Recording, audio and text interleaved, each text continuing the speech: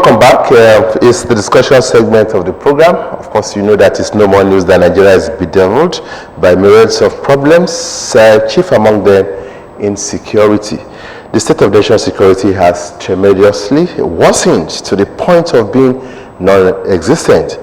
Now more than ever before, there's a prevailing sense of dread for interstate travelers who cannot afford a plane ticket. That you know. We regularly see and hear cases of kidnapping, ritual, killing, murder, and mayhem occurring in various parts of the country, making it look like as if the safety and well-being of the citizens are not top priorities for Nigerian government. Being in the world of technology, there seems to be no way the nation can escape investing in advanced technologies to protect our dear nation whenever the need arises. And this is always constant. The need arises constantly, so to say. That brings us to the topic for discussion today, which is tackling Nigeria's insecurity challenge with technology. Of course, we have somebody that should know the nitty-gritty of what we are discussing. I'm talking about Commander Kunle Olawumi, retired.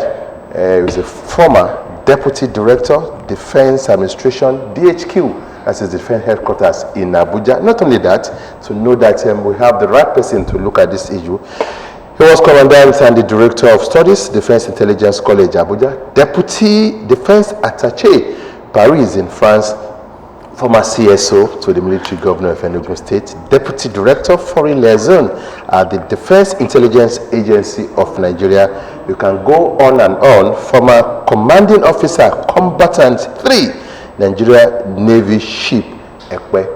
This is our guest today. So let me welcome Commander Kunle Olawumi, retired, again to this wonderful section. Or segment this morning. Good morning, you're welcome. Good morning. I'm at home. I'm very pleased to be here. You are cool at home. Yes. Dominic. Okay, maybe we should begin like this. Are we better now than we were in 2015? You have been constantly watching the space, whether consciously or unconsciously, due to your training and the profession that you took to for better part of your life. Now, would you say that Nigeria or Nigerians are better off than now than we were in 2015? Yeah, thank you for that question. Obviously we're not better off because I remember in 2015 I could travel from Yenegua to Abuja. On road? I rode in the night. I could travel from Abuja to Kano. I could travel from Abuja to Makode. I could travel from Abuja to my village in Ilaro. Today, I'm very weary of traveling by road or even by train. Even by air has become so difficult because of insecurity in Nigeria. So, and I think our civil society, we also agree that we are in a state of anomie. A state of trepidation. I don't believe we are better off today. Now, when you hear the president, for instance, I think it was yesterday, the president was assuring Nigerians that, yes, the military would actually combat the insecurity and that Nigerians should be rest assured that will be done. How do you feel hearing such assurance and hearing such a thing repeatedly? I followed his visit to the naval base, yes, because I mean that's my former base. I remember I was in that base many times when I was the commanding officer of the Combatant 3 you mentioned. I was in that particular base. I also remember I was in that base when I was the staff officer 2, security and technical at the Naval Intelligence Annex. So when I learned the Commander-in-Chief would be going there yesterday, I was very happy and I was following. I also know that the Chief of Naval Staff has been a colleague and I know he's been working very hard. So I wanted to see what he's doing so far.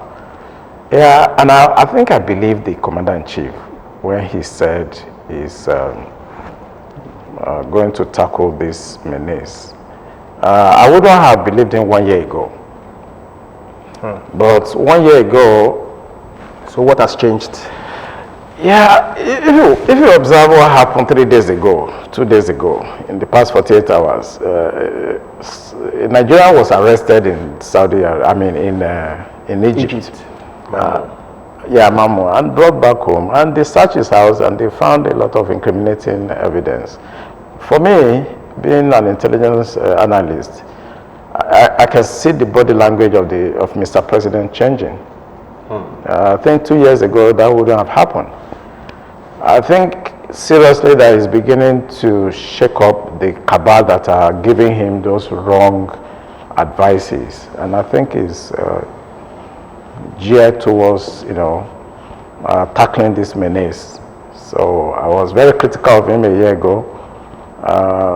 Other incidences that has happened in the past 3 months, 4 months, for me is an indication that he's serious about handling over this government to the next person with a good record. I think he has a reason to do that, because history will not be kind to him if he doesn't do that.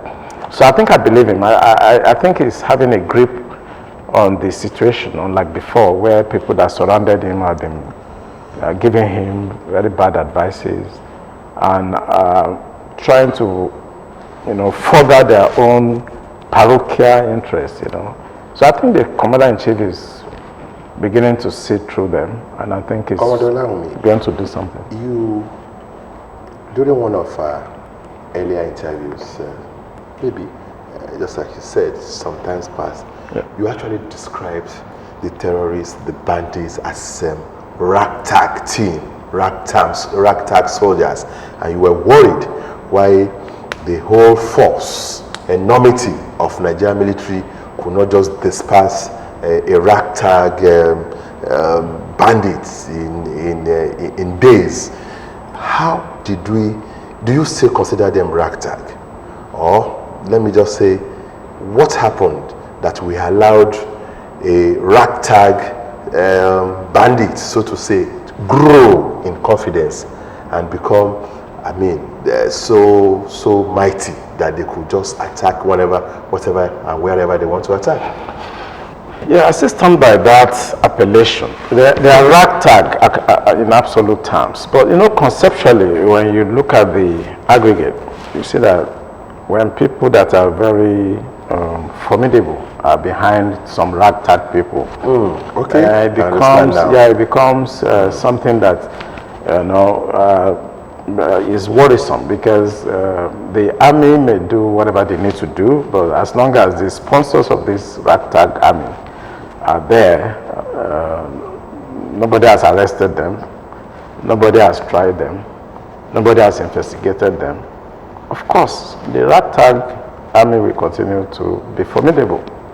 So I still stand by them, because if you arrest them and if you see them physically, they are ragtag. They are hungry looking. They're not educated. I think they just know how to fire a gun, and they are under influence of drugs. Anytime they're arrested, you see cashier of drugs, where they are. So these are not people that we need to worry about. If the intelligence community and the government that have the oversight responsibility of those communities, if those people have been up and doing, they could have actually mop up those sponsors in the past 3, 4, 5 years. And if they did not do, I pointed it out about a year ago that they should focus on those people that are sponsoring them. And I think 1 year after that counsel to the government, I don't think anybody has been arrested or tried. And few ones that were even arrested by chance has been released, from Kuje prison. So that put to question, the integrity of this government. If people that were arrested has been freed, people were arrested few times, in the past, and they were kept in prison without trial, and until they were released by their men. So I still maintain their ragtag, but I think the second part of the question is how come they are formidable? is because the people that are sponsoring these boys are still living within us. And the intelligence community, maybe their hands must have been tied to the fact that they could not arrest them. It's not that they don't know them, but they did not arrest them. If you don't arrest, and we have rule of law, this is democracy. Let them go through the judicial process and see whether they don't have a case to answer. Yes. So I think the government should do that. Now, you have always said that the sponsors are like the center of gravity for this whole, what is it called, insecurity, particularly in the north, and that when these sponsors are arrested or are tried or are checked, the rate or the speed of criminality in these areas would actually reduce drastically. Yeah. And even almost over a year when you pointed this out, nothing really, I mean, you also said it right now, nothing really has been done. Would you still say you are confident? I mean, because earlier you expressed confidence that the president is going somewhere and that he has now resolved to put an end to the insecurity. With these sponsors not being arrested and then knowing that they are the center of gravity of this whole insecurity, do you think, I mean, with that confidence really? Especially vis-a-vis the recent, you wouldn't want to disagree that in recent time we have seen action. And of course, yes, and we have been seeing reports about the number of terrorists and bandits that have been killed in some forests, including Sambisa, and it's looking as if we are getting some results, no doubt about it. Well, that's from a layman's point of view. Yeah. But vis-a-vis that, I think, what he raised is very fundamental. Because if you're seeing some kinetic efforts where the Chief of Defense Staff, General Rabo, has, upped the game, he can just do that much. But if you keep on killing the boys in the field and they keep on fueling it, the sponsors, then a matter of time, the morale of the armed forces, the steam, the focus is going to wane. It's like there's a fire in this studio, and what you need to do is to start that fire of oxygen. But instead of doing that, you are fetching water in buckets and throwing at the fire. A time will come where maybe the source of water will dry up, or the people involved in trying to put out the fire in that, I quote, ignorant way will become exhausted. So, from your point of view, even though we are seeing some actions, but for how long will that continue? And I will give you an example of what is happening in Ukraine. Ukraine and Russia is an example. The Russians, mighty country, went in there. But the Ukrainians, kept on throwing their little stones and cocktails. And as of today, because I'm following the Ukrainian crisis, the Russians are getting tired. The Russians are getting tired because the Ukrainians are employing some level of asymmetry. They know they cannot fight the Russians, but they are employing tactics that is actually frustrating the Russians. The same thing in Nigeria. You can keep on throwing bombs, firing artillery, Tornado fighter jets, killing them. The more you kill, the more they come. But I advise the government to focus more on the core problem, which is the sponsors of this program. Because you can keep on shooting them. They bring more from other countries to come and join. But if you can arrest those people that are fueling it, then the source of oxygen to that fire will die. Once the oxygen is out, the fire will just die. So, I understand, I still have confidence in the president. because I think he has realized that he needs to leave a legacy behind. You have to leave the country better than you met it, or leave it at the point as if you have met it. Because if he lives in a few months' time, history will be written about him. His generations unborn will continue to read about him. So I think he has realized that, and I have confidence that I think within the next few months, I believe that he may also go after those sponsors. Talking about using technology to tackle our insecurity challenge, what was situation like in your days? You know what I mean? Yes. And of course, have we really invested in technologies to help us in tackling insecurity? Are we investing? Is it working?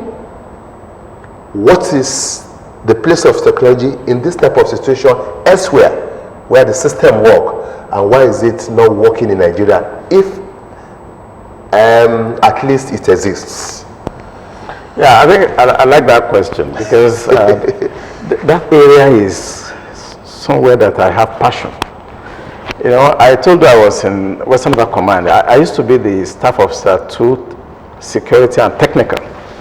So I was in charge of the Naval Intelligence Technical Cell. And believe me, we have so much equipment then. I'm talking about 1991. It was military regime.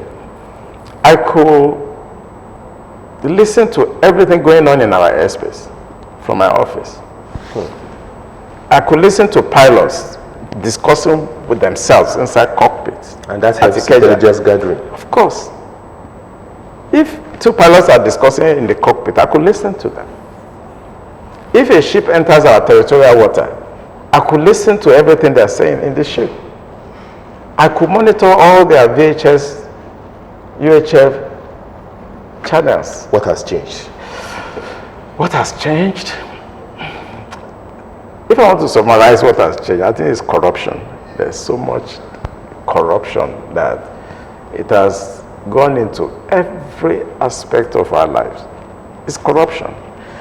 I remember those days we go to Germany to buy equipment. I don't want to mention names. I was going to ask that, because when I say what has changed, yeah, are the equipment that gave you so much confidence to do your job very well, are they still the same type of equipment? I mean, the people that are there now that you are not there, that are supposed to do the job you did very well then, do they have the components to work with? Can they speak as you speak? I think when I look at it from the point of training, I think they even have better training now because of you know, modernization and so on. I think it's just that they don't have those equipments like we used to have because they are not being bought. You know, when So we're not investing in technology. the federal government is investing so much money on defense, Okay. relatively, because I have statistics to show that we are not doing enough. Like if I mention about 6 countries that are our contemporary: Pakistan, India, Egypt, Algeria, South Africa, we are the least. In fact, we are spending less than 33% of what Egyptians are spending on defense. And yet, our civil society will make noise. There's a lot of money going to defense. The data I have shows that we are spending less than 33% of Algeria, of India, of Pakistan, of Brazil. But having said that, the money that is budgeted, I make bold here to say that less than 30% of that money gets to the defense itself. And anybody should challenge me on that. There's a lot of bureaucracy, bottlenecks. There's a lot of oversight responsibility by the Senate, by politicians, ministers. And they give contracts to people that have no business in defense industry. I don't want to talk too much about politics, but I think the challenge is that the federal government, the commander-in-chief of the armed forces, is looking at defense, is budgeting money, is approving money, but it's not getting down. I was in defense headquarters, and I can say that boldly, that the money is not trickling down. There are a lot of pirates that hijack these things along the line, and I'm sure the commander-in-chief is not very much aware that what he budgets for defense doesn't really get to them. And you can, before even this government, look at Colonel Sambo Dasuki. I'm sorry to mention his name. You can see the rot, how much money was squandered, you know. So the point is that the commander-in-chief knows that the defense needs some funding. He even goes about getting loans. But he's not actually having direct oversight to see that this money actually goes to where it's supposed to be. I think that's where the problem. There are a lot of people, they call them cabals, that surround him that just, you know, eat those money. Otherwise, I check the amount of money that's being budgeted for defense now, and I look back 10 years, 15 years, 20 years. We're not having such money.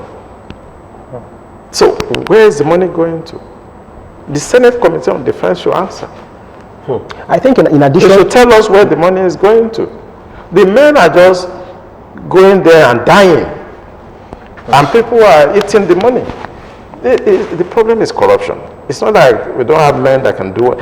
I mean, I'm even obsolete now. If you look at the type of equipments and training. Yes, that the training they have.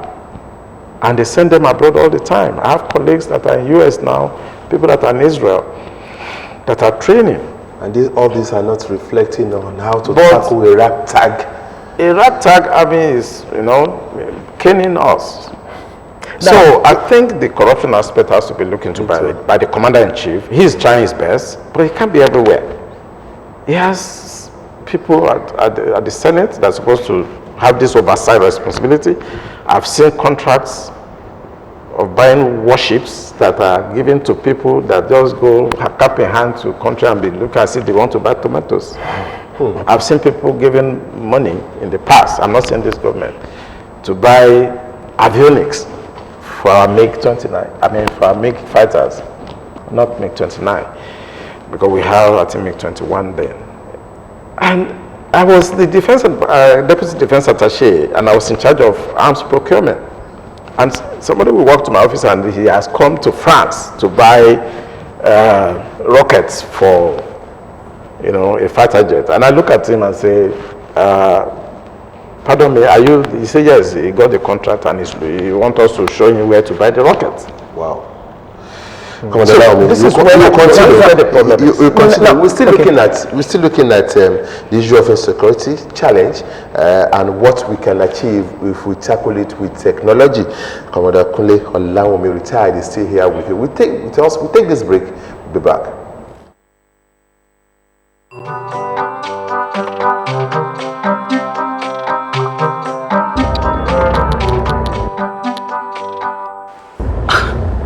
I'm not stalking him.